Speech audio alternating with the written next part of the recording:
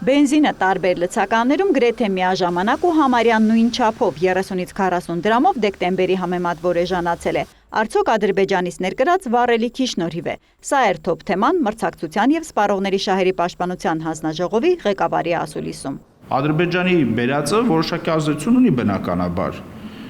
Չի կարա չունենա։ Իհարկե փոքր որտեղ քանակը քիչ է, բայց որոշակի ազդեցություն ունի։ Որ մեծ քանակը էլ ավելի քիչնի։ Գեղամ Գևորգյանին լրագրողները երկընտրանքի առաջ կանգնեցրին։ Ասեք, եթե շուկայի խաղացողներն այս փուլում ի վնաս իրենց չեն գինի չեցնում, նշանակում է մինչև հիմա սպառողներին խաբել, ապրանքը գերշահույթով են վաճառել։ Իրականում հիմա միջազգային գներն էլ են նվազել, բայց այնպես չէ, որ բենզինի մեր բիզնեսը բաց խաղաքարտերով է խաղում։ Ապրանքը Ռուսաստանից ինչ գնով է ձեռք բերվում, հանձնաժողովը պարզվում է ոչ մի կերպ չի կարողանում ճշտել։ Ժողովուրդ, մենք ասել ենք օլիգոպոլիկ շուկա է, ավելի մեր տնտեսվարողները ձեռք են բերում հիմնականում մեկ աղբյուրից, նույն պայմաններով, 3 հոգին նույնական պայմաններով, որտեղ հանձնվում է այրումում։ Այսա տրանսպորտի հատվածը մեր տիրույթից դուրս է,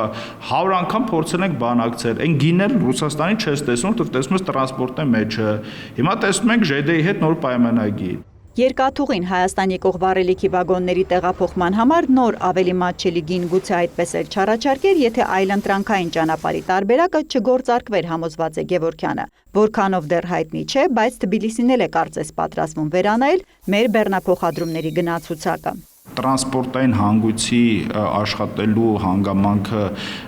մեզ այսօր տալիս է ազդակներ, որ վրացական կողմի հետ եւ վրացական բեռնափոխադրումների գինը էական կարող է նվազել, այսօր արդեն փաստ ազդակներ ունենք։ Մրցակցության հավասար պայմանների խաթարում չէ, երբ էժան ադրբեջանական վառելիքը ներկրելու առաջարկ հուշումը պետությունից 2 ընկերություն է ստացել հարցին, հանձնաժողովում հակադարձում են։ Մյուս տնտեսվարողներից ուզել են բերել չի ստացվել։ Իրանց հետ խոսելուց իրանցից որը մեկը դրա մասին չի բողոքում, չի ասում ես չեմ իմացել եւ չեմ բերել։ Բենզինի էժանացմանը հակառակ նախօրեից հեղուկ գազն է թանկացել։ Խնդիրը սեզոնային է, լարսը փակվել է։ Այս շուկայում գերիշխող դիրքի չարաշահման մասին խոսք լինել չի կարող, պնդեց հանձնաժողովի ղեկավարը։ 100-ից 180 հոգեր անցել անգամ, ոնց որ հեղուկ գազ ներմուծում։ Ասենք որտեղ կարող է իրար հետ պայմանավորել միանգամից գինը հանեն, աբսուրդ է։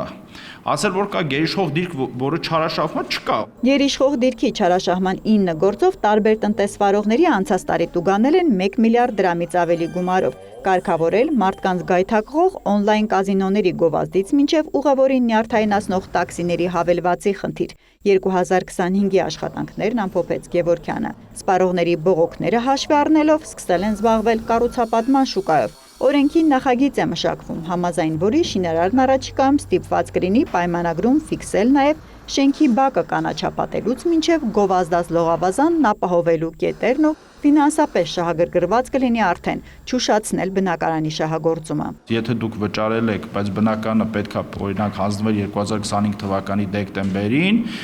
եւ ձեր բնակարանը չի հանձնում, այնտեղ հստակ վճարման մարդուն վճարման մեխանիզմ պետքա լինի, որպեսզի կառուցապատողը այդ այսինքն տույժ տուգանքը հաշվարկի եւ տա ձեզ։ Հանձնաժողովը նորություն ունի նաև ՀԴՄ օգտագործող տնտեսվարողների համար։ Վարչական բողոքից հետո նախատեսվում է միավորել սարքի սպասարկման ու բանկի հետ գործարքի ծառայության արժեքները, ինչից գինը կիչնի։ Արդյունքում բիզնեսը որքան կխնայի, առաջիկայում է պարզ լինելու։ Հերմինե Բաղդասարյան, Հովհաննես Քյուրքչյան լուրեր։